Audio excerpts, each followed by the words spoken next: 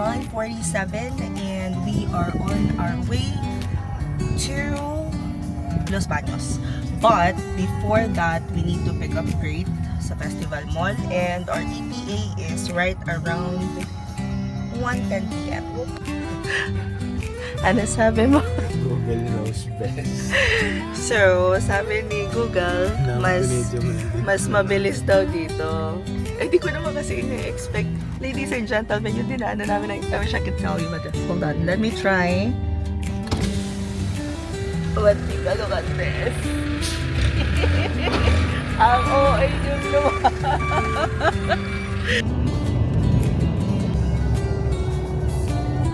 Brad, model ka na pala dito, hindi ka nagpapaalam.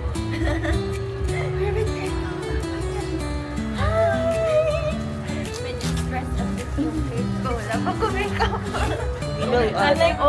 We will, we will, Tignan mo. we will, maliit. Ang una niya talagang gagawin, bibili siya ng damit ng aso niya dyan, day. Tingnan mo. Hindi problema yung arms, mahal yung body. At saka yung ulo.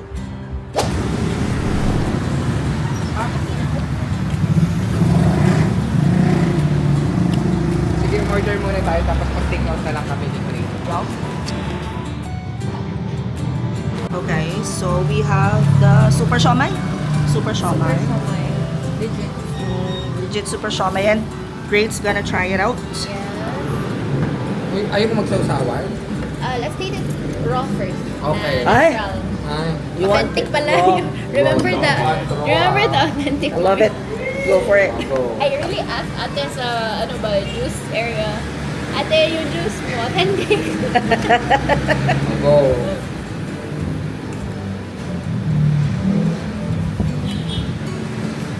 Ano? How was it? Really? So it's good. Pati yung ano niya, etong cover, may lasa na. And we are back here at Coco's Hut. This is actually one of our favorites. It became our favorite when we visited nung last na punta namin dito sa LB. Pak! Charot. So pretty.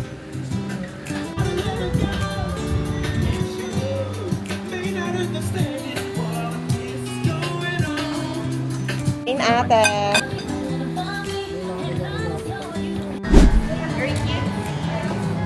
Wait, I want picture. Pahingi ako ng Oh, kanina to? Special. Okay. Paano natin kakainin?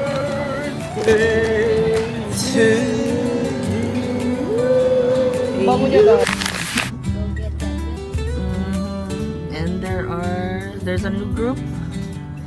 Hello, Festival. It has been a while.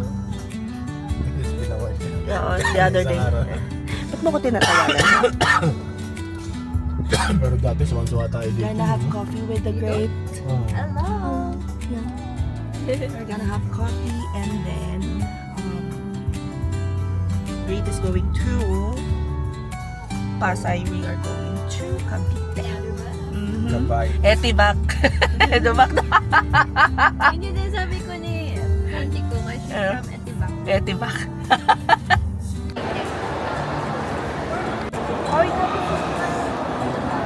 This looks really nice. After traveling for about 2 hours almost because of the traffic, andito na kami sa Bacoor. This is Bacoor or Imus Bacoor. SM Bacoor lang yan siya. And nakita ni Papski, like the closest area na pwede kami magstay yung sa pupuntahan kasi namin is dito sa around Po and Beans is itong my place. And I'm kind of surprised because take a look at this. So this is for 1,534 pesos. Meron siyang ganitong magandang table. I mean, maganda talaga siya. Like, very aesthetic ang atake. Oh. Tapos, so this is the door. Double door din yan. This is the room. May Netflix, HBO Go. The bed, decent size. They have this. Hello. Meron ditong window na katapat siya ng princess. May mga sabitan siyang ganyan. Wala siyang cabinet, but, you know, it'll do. And the restroom is really nice. It's clean. The place is clean. I love it. Love it, love it. Maybe they. And this is only 1,530 something, I forgot. Mabilis din yung check-in. So, like, I like it. I think we might have found a new place to stay if we are around Cavite, which we don't often do actually. Madalas nasa ano kami, nasa Manila or ano ba. I like it. Even the, I think maybe pwede mo ako dito picture na ng ano.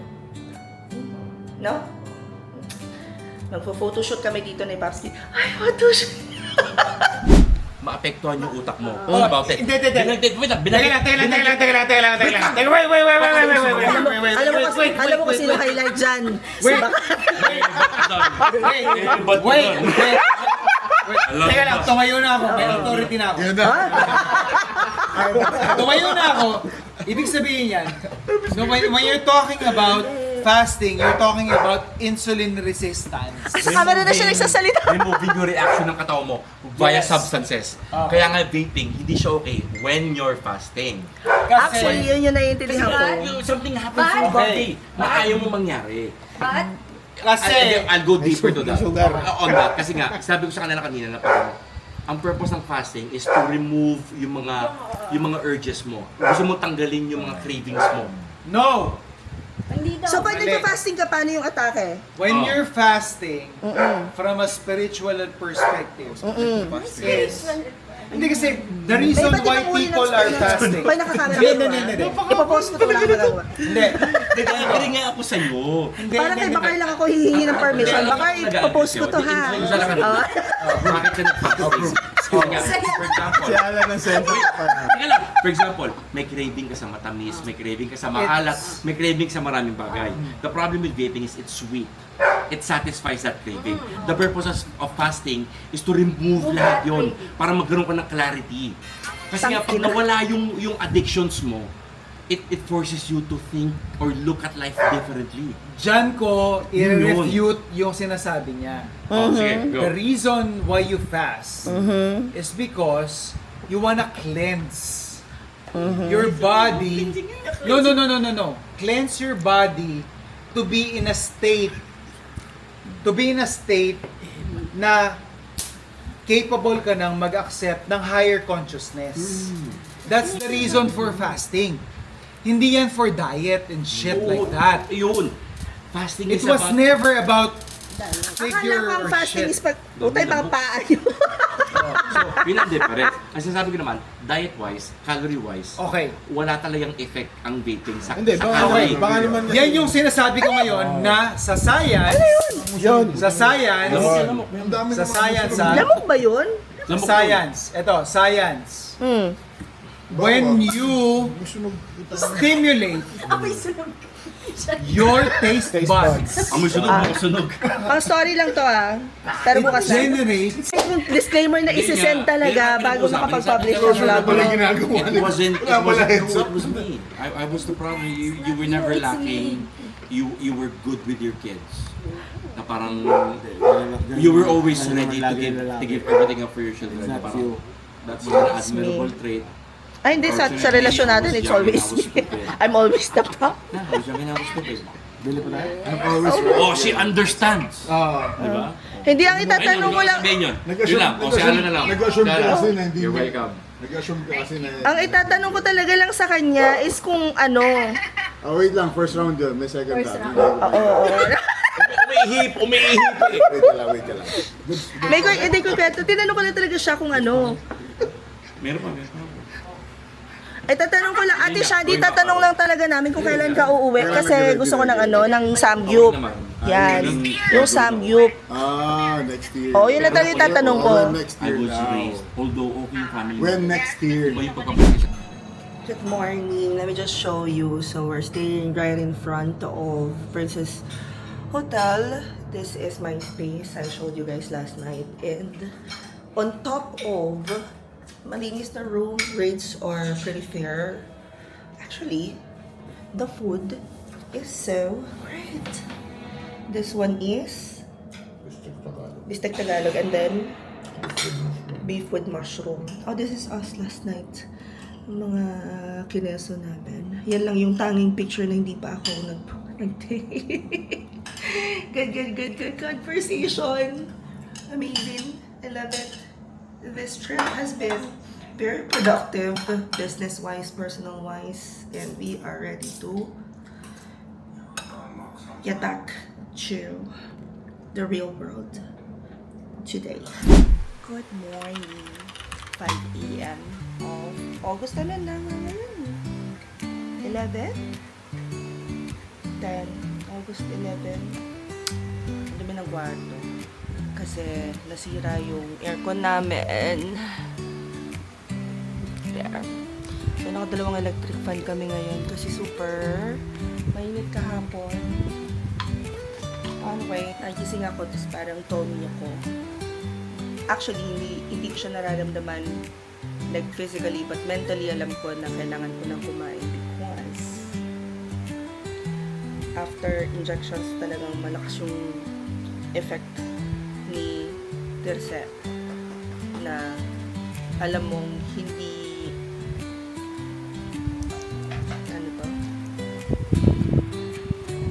alam mo hindi pa ako nakain, so I really have to eat, kumbaga. Madami rin kailangan linisin dito sa bahay. So, after we eat, I am pretty sure na kailangan kong maglinis. As in, bibilisan ko yung paglilinis para habang malamig pa taas. Kasi mamaya pag di na malamig, bababa na ako. But before that, punta muna kami ng lugaw ko.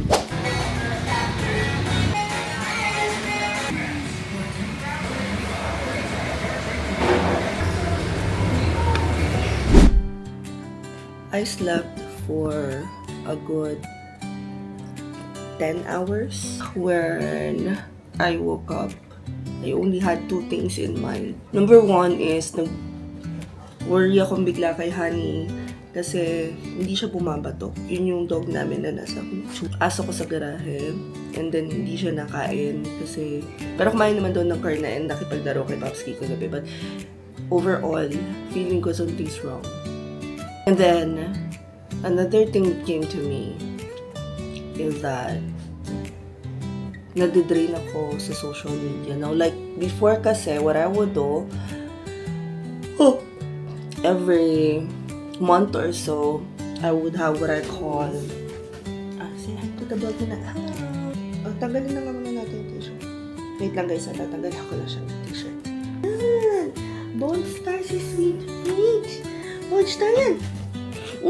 Si Honey isn't feeling very, very well, I think. So, I need to check on him. And then number 2, I posted about this the other day. I feel like social media is so draining. There are a lot of negativity going on, which I do not like. And I don't want to welcome that kind of energy. Like, if you go to a post, any post ng malalaking pages, half of it would be negative comments. And I'm like, why is it like this? I'm trying to understand, you know me, I always try and understand why things are, it is what it is. And I realized that a lot of people, maraming tao ang talo sa buhay ngayon, which would probably explain why, you know, a lot of negativity is going around sa social media. However, I don't welcome that kind of energy. Don't like that kind of energy, and it is draining me. I don't want it in my space. And while I can no longer do social media detox, I think it's safe to just allot time for me to be on social media. Anyway, I am busy with the upcoming series kasi dun sa VA Life this 2025, and I'm currently doing the social media series. It will take a lot of my time, it will take a lot of my energy, so I think malilesen pa rin yung pag-scroll ko sa social media. I don't even remember when was the last time that I vlogged dito sa camera na to. I think I know why I feel so drained, and I acknowledge that as a whole, But moving forward, I think I will focus more on, like, focusing on the kind of life that I want to create, if that even makes sense. I'm gonna try and document that journey. Actually, yeah, I'm gonna try and document that journey. But besides all that, a lot of good things naman are happening. Kasi, launching na yung mga projects, na, alam mo yun, natatapos yung mga projects. We have clients na panalo talaga. May class ako mamayang 1 o'clock. I need to conserve energy.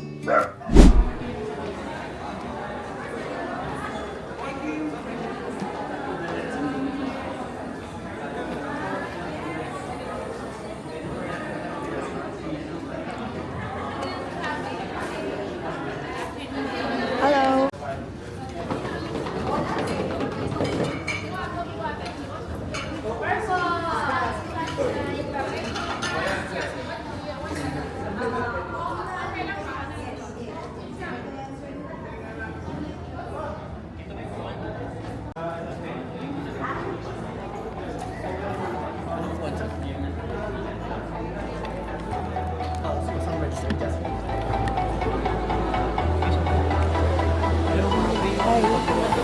May available pa ba? Okay, thank you.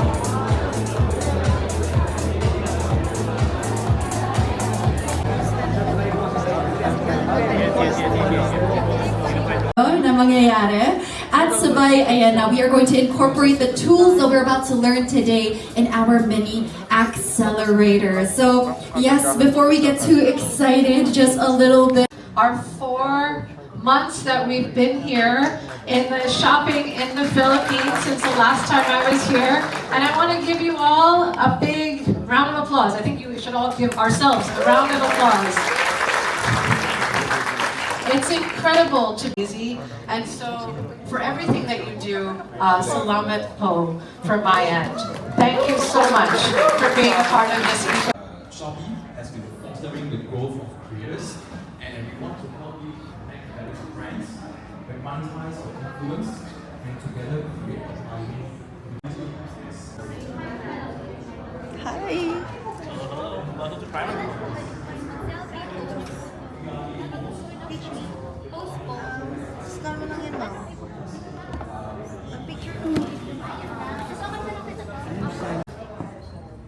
Kahit anong kong post, like picture na food or ito sa partner.